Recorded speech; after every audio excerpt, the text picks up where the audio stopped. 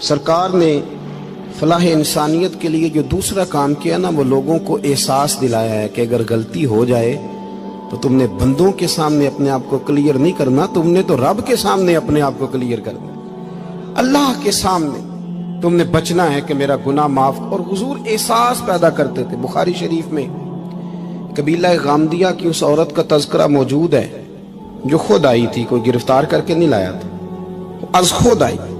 احساس پیدا ہو گیا نا گناہ کا۔ یہاں بہت ساری غلطیاں کر کے بھی لوگ جب اپنی بات کرتے ہیں تو کہتے ہیں کبھی یاد تو نہیں کسی کے ساتھ زیادتی کی ہو، یاد تو نہیں کبھی کسی کا۔ بھئی آپ نے اتنے بڑے ولی ہونے کا دعویٰ کر دیا۔ انسان تو انسان رہتا ہے۔ بڑے بڑے لوگ کہہ گئے کہ یا اللہ اگر انجانے میں بھی بھول گئے ہیں تو ہم سے درگزر فرما، لیکن جب ہم تیار ہی نہیں ماننے کو۔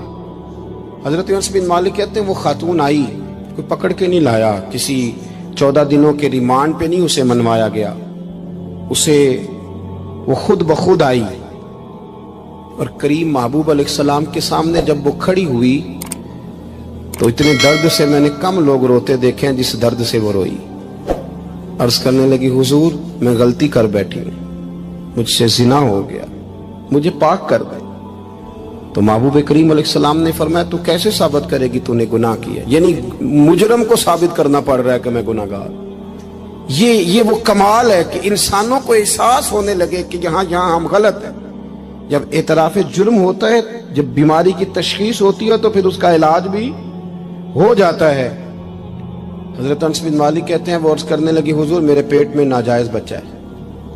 حضور نے فرمایا جا جب بچہ پیدا ہو تو پھر آنا۔ وہ 8 ماہ کے بعد آئی تو اس کی گود میں پھول سا بچہ تھا۔ حضور نے فرمایا واپس جا، جب روٹی کھانے لگ جائے تو پھر آنا۔ وہ 2 سال 2.25 سال دودھ پلاتی رہی، پھر جب آئی تو بچے کے ہاتھ میں روٹی کا ٹکڑا تھا۔ کریم محبوب صلی اللہ تعالی علیہ وسلم سے آ کے جب اس نے بات کی تو وہ درد سے روئی، کہنے لگی یا رسول اللہ 3 سال ہونے کو ہیں، میں نے گناہ کیا ہے، میں ساری رات سو نہیں پاتی۔ حضور تڑپتی، اگر اس حال میں مر گئی تو اپنے رب کو کیا منہ دکھاؤں، مجھے پاک کر دے، میرے حال پہ رحم فرمائے۔ محبوب کریم صلی اللہ علیہ وسلم نے بچہ ایک صحابی کو دیا، فرمایا بچوں کی طرح پالنا، اور کہا اسے لے جاؤ، پتھر مار مار کے اسے سنسار کر دو۔ صحابہ کہتے ہیں اسے پتھر لگ رہے تھے اور حضور بے-چینی کے ساتھ ٹہل رہے تھے۔ آ کے خبر دی حضور وہ تو وصال کر گئی، انتقال ہو گیا۔ فرمایا یہاں تک تو بات اس کی تھی۔ حضرت انس بن مالک کہتے اب محبوب کریم نے صحابیات سے فرمایا اسے غسل دو، کفن پہناؤ، جنازہ تیار ہو جائے تو مجھے خبر کرنا۔ حضرت انس بن مالک کہتے ہیں غسل ہوا، کفن ہوا، جنازہ تیار ہوا تو حیران ہم تب ہوئے جب میرے محبوب نے فرمایا صفیں بناؤ، میں خود جنازہ پڑھاؤں گا، میں خود جنازہ پڑھاؤں گا۔ اور سرکار نے جنازہ پڑھایا تو ایک شخص کی زبان سے نکلا حضور اس ملعون کا معاذ اللہ جنازہ جس نے ناجائز بچہ جنا، اس کے لیے آپ دعا کر رہے ہیں، جنازہ پڑھا۔ حضور فرمانے لگے خاموش ہو جاؤ، تم نے گناہ دیکھا ہے، اس کا احساس نہیں دیکھا، تم نے غلطی دیکھی ہے لیکن اس کی توبہ کا انداز نہیں دیکھا۔ اور صاحب کنز الاموال نے یہ لفظ نقل کیے ہیں کہ کریم محبوب فرمانے لگے اس نے تو ایسی شاندار توبہ کی ہے کہ اگر میں اپنی ساری امت میں بانٹ دوں تو اللہ سب کی مغفرت فرما دے گا۔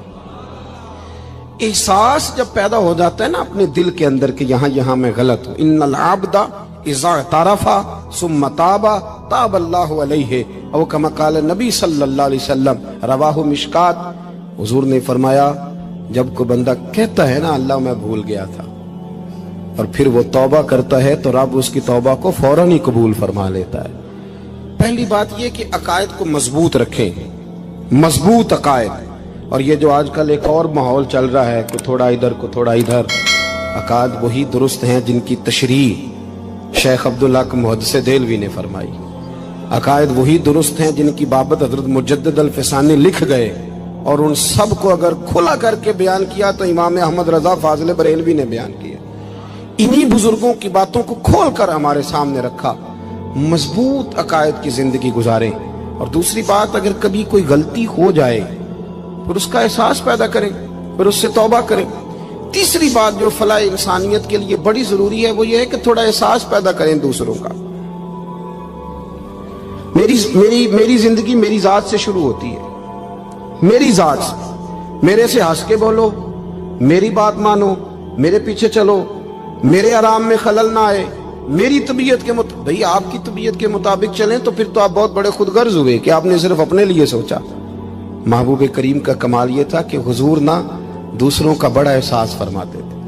آپ بخاری مسلم کی وہ حدیث پڑھیں تو حیران ہو جائیں کہ سرکار فرماتے ہیں میں جب نماز کی نیت باندھتا ہوں تو میرا دل کرتا ہے میں لمبی نماز پڑھاؤں، جب میرا کسی کام کرنے کو دل کرے تو پھر میں ساری دنیا کو چلنی پڑے تو میں کر جاتا ہوں، لیکن حضور فرمانے لگے کہ میرا دل کرتا ہے میں لمبی نماز پڑھاؤں، لیکن پھر میرا خیال آتا ہے کہ پیچھے بوڑھے بھی ہیں، بیمار بھی ہیں، بچے بھی ہیں۔ یا رسول اللہ نماز اللہ کی اور خیال بندوں کا؟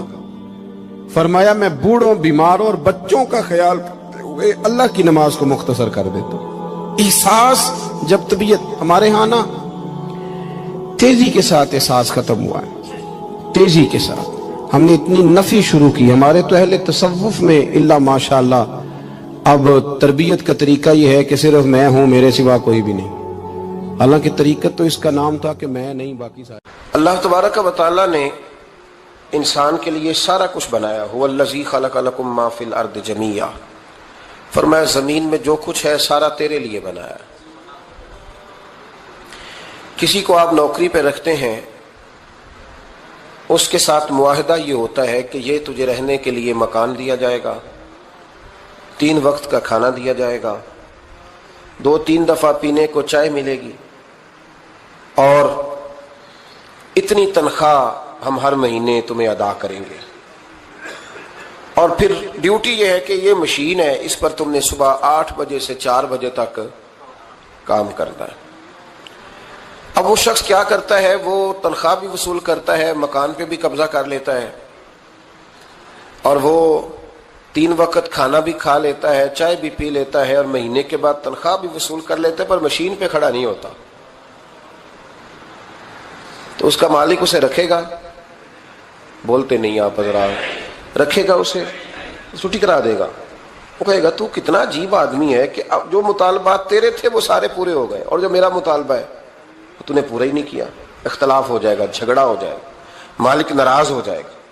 سمجھانے کے لیے مثال دے رہا ہوں کہ ہم نے کیا کیا ہے، ہم نے اللہ کی دی ہوئی زمین پر گزارا بھی کیا، اس کا دیا ہوا رزق بھی کھایا، اللہ نے اولاد دی ہمیں، اللہ نے صحت دی، سارا کچھ دیا، تو جو مطالبے ہمارے تھے وہ تو سارے پورے ہو گئے، اور جو رب کا مطالبہ تھا کہ میرے قرب کے رستے کا سفر کرو، تلاش کرو، وجاہدوا فی سبیل اللہ، میرے رستے میں مجاہدہ کرو، جد و جہد کرو، آگے بڑھو، وہ ہم نے کب کرنا ہے؟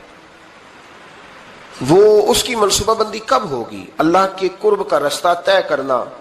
ہمارے صوفیانہ روز دیکھا کرتے تھے کہ آج ہمارے دل میں ہمارے رب کی کتنی محبت ہے، آج کتنا میرا دل چاہ رہا ہے کہ میں اپنے اللہ کی طرف بڑھوں، روز ذائقہ محسوس کرتے تھے، طلب پیدا کرتے تھے۔ ہمارے مزاجوں کے اندر ہر چیز کی طلب پیدا ہو گئی ہے، لیکن وہ جو ایک خاص ذوق تھا نا اللہ کے قرب کا، اس کی چاہت، اس کی طلب، اس کی طرف بڑھنا، محسوس کرنا کہ میرا رب ہے، محسوس کرنا کہ میں کسی کا بندہ ہوں، مجھے کوئی رزق دیتا ہے۔ ہمارے صوفیاء، اولیاء، صحابہ، اہل بیت، انبیاء یہ ہر وقت محسوس کرتے تھے کہ میں کوئی شترے بے مہار نہیں، کوئی میرا ہے جو مجھے بنانے والا ہے، جو مجھے نوازنے والا ہے، جو مجھے عطا کرنے والا ہے۔ وہ اپنے رب کی چاہت کرتے، اپنے رب سے محبت کرتے، اپنے رب کی طلب پیدا کرتے، شوق بڑھاتے روز عبادت کا۔ ان کے اندر ایک جذبہ تھا جو روز پروان چڑھتا تھا، 5 نمازیں پڑھنے کے باوجود وہ اشراق پڑھتے، چاش پڑھتے، تہجد پڑھتے، صلاۃ اللیل پڑھتے، وہ قرآن پاک کی تلاوت کرتے، پھر بھی کبھی ان کا ذوق آتا تو وہ دنیا سے کٹ کے مصلی پہ ہی آ کے بیٹھ جاتے۔ لیکن وہ درد، وہ ذائقہ، وہ کیفیت، وہ چیزیں مان پڑتی جا رہی ہیں۔ قوم اگر کبھی کو مسئلہ پوچھتی ہے تو بڑا عارضی سا، رب دا طالب کوئی نہ ملیا، جو ملیا طالب زردہ ہو۔ حضرت سلطان باؤ فرماتے ہیں کہ مطلب کدھر گئے لوگ جو رب کو طلب کرتے تھے، جن کی خواہش تھی کہ ہمیں اللہ کا قرب نصیب ہو، پیارے رسول صلی اللہ علیہ وسلم کی معرفت کا ذوق ہمیں نصیب ہو، وہ کہاں گئے؟ ہمارا ایک مقصد تھا، دیکھیں نا بڑا پیار آتا ہے اللہ کو اس بندے پہ۔ حضرت علامہ اسماعیل حقی رحمۃ اللہ علیہ فرماتے ہیں کہ اللہ نے فرشتوں سے کہا کہ میں نے انی جاعل فی الارض خلیفہ، زمین پہ نائب بناؤں گا. قالوا اتجعل فیہا من یفسد فیہا ویسفک الدماء ونحن نسبح بحمدک ونقدس لک قال انی اعلم ما لا تعلمون. فرمایا میں زمین پہ نائب بنانے والا ہوں. تو کہنے لگے یا اللہ وہ تو فساد پھیلائے گا، خون ریزی کرے گا. تو اللہ نے فرمایا جو تم جانتے ہو وہ میں، جو میں جانتا ہوں وہ تم، جو میں جانتا ہوں وہ تم نہیں جانتے، تمہیں نہیں پتا. تو علامہ اسماعیل حقی فرماتے ہیں وہ کیا تھا جس کو فرشتوں کو نہیں پتا تھا؟ فرماتے ہیں یہ وہی انسان کے اندر جو اللہ کے قرب کے متلاشی ہونے کا جذبہ تھا. فرشتے اسے جانتے. لوہے محفوظ پہ یہ تو پڑھ دیا تھا کہ یہ فساد کرے گا، یہ تو پڑھا تھا کہ ابو جہل فساد کرے گا. یہ نہیں پڑھ سکے تھے کہ ابو بکر رویا بھی کرے گا. یہ تو پڑھ لیا تھا انہوں نے، یہ تو پڑھ لیا تھا کہ اخنس بن شریق تلواریں نکال کے لوگوں کو قتل کرے گا. یہ نہیں پڑھا تھا کہ مولا علی شیر خدا مزدوری کریں گے اور جو مزدوری ملے گی وہ اللہ کے بندوں میں تقسیم کر دیا کریں گے.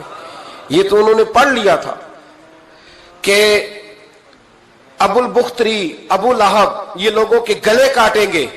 پر یہ نہیں پڑھا تھا کہ عثمان غنی رضی اللہ تعالیٰ عنہ قحط کے زمانے میں بھی کروڑوں کا مال اللہ کے راستے میں خرچ کر دیا کرے. وہ جو انسان کے اندر طلب ہے، وہ جو تڑپ ہے، وہ جو شوق ہے، وہ جو کیفیت ہے، وہ جو معرفت کا نور ہے، یہ اللہ کو بڑا ہی پسند ہے. یہ بڑا ہی پسند ہے. اس لیے حدیث قدسی میں رب فرماتا ہے مجھے تلاش کرنا ہو تو ٹوٹے ہوئے دلوں میں تلاش کیا.